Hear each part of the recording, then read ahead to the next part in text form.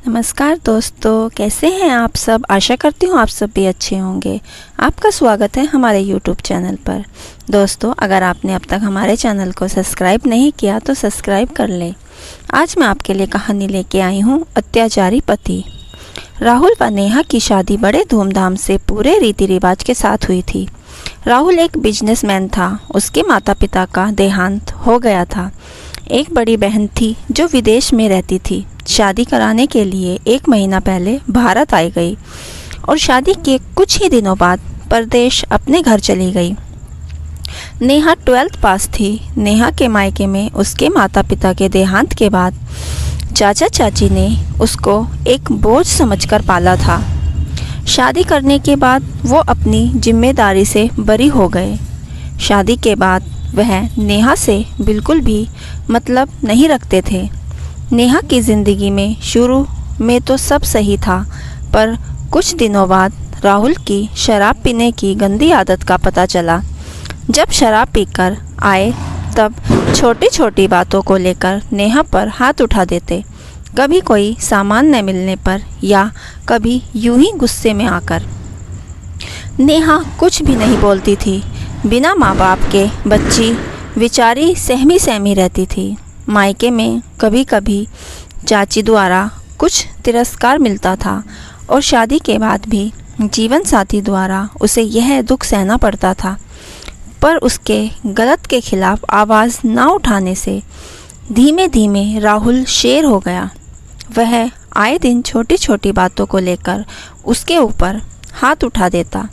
अक्सर ही नेहा के शरीर पर पिटाई के लाल नीले निशान रहते। वह रो रो के आंखें सूजी रहती, लेकिन नेहा जाए तो जाए कहाँ।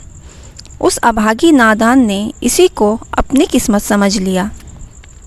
मायके का कोई उसको सहारा नहीं था और ज़्यादा पढ़ी लिखी भी नहीं थी।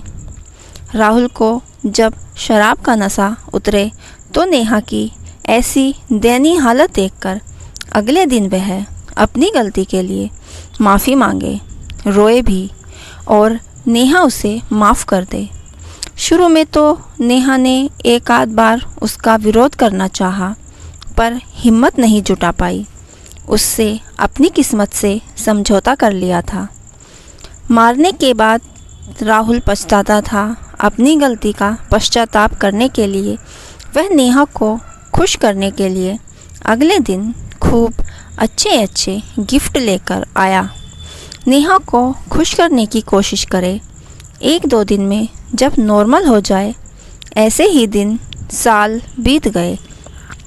इसी दौरान नेहा 2 प्यारे प्यारे बच्चों की माँ भी बन गई। नेहा ने सोचा शायद अब राहुल सुधर जाएगा, पर राहुल के व्यवहार में बदलाव नहीं आया। नेहा अब कुछ सालों में राहुल को अच्छी तरह से समझने लगी थी। वह सब काम सही समय पर करती, सब चीज़ें सही जगह पर रखे। पर इंसान है, कभी छोटी मोटी भूल हो जाती और राहुल उसी बात को लेकर झगड़ा शुरू कर दे। राहुल की संगत अच्छी नहीं थी। अपने दोस्तों के साथ ड्रिंक करे और वह ज़्यादा पी ले।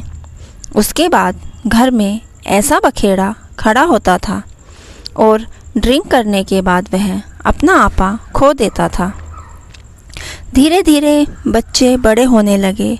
जवान होती बेटी शालू अब समझने लगी थी और सुरभि भी माँ की मनोदशा अच्छे से समझने लगी थी।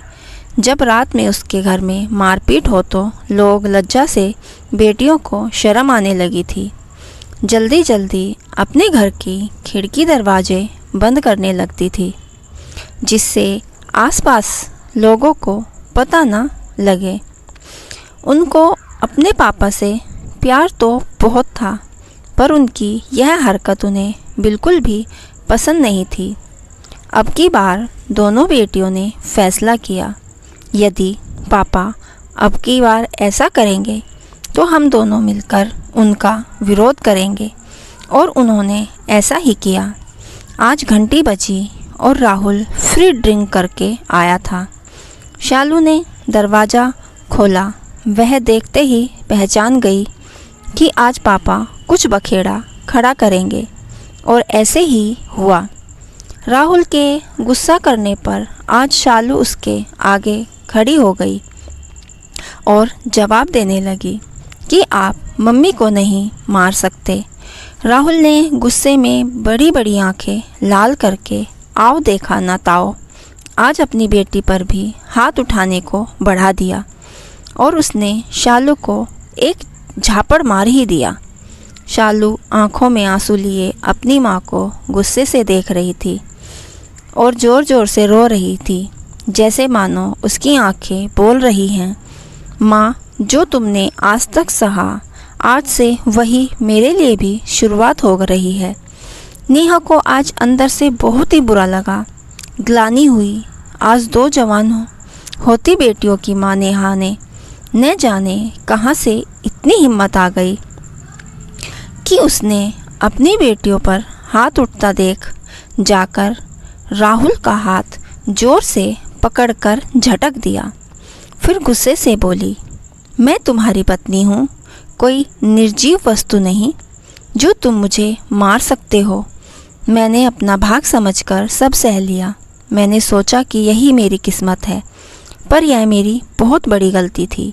उसी से तुम्हारी आज यह हिम्मत हुई कि तुम मेरी बेटी पर भी हाथ उठा रहे हो।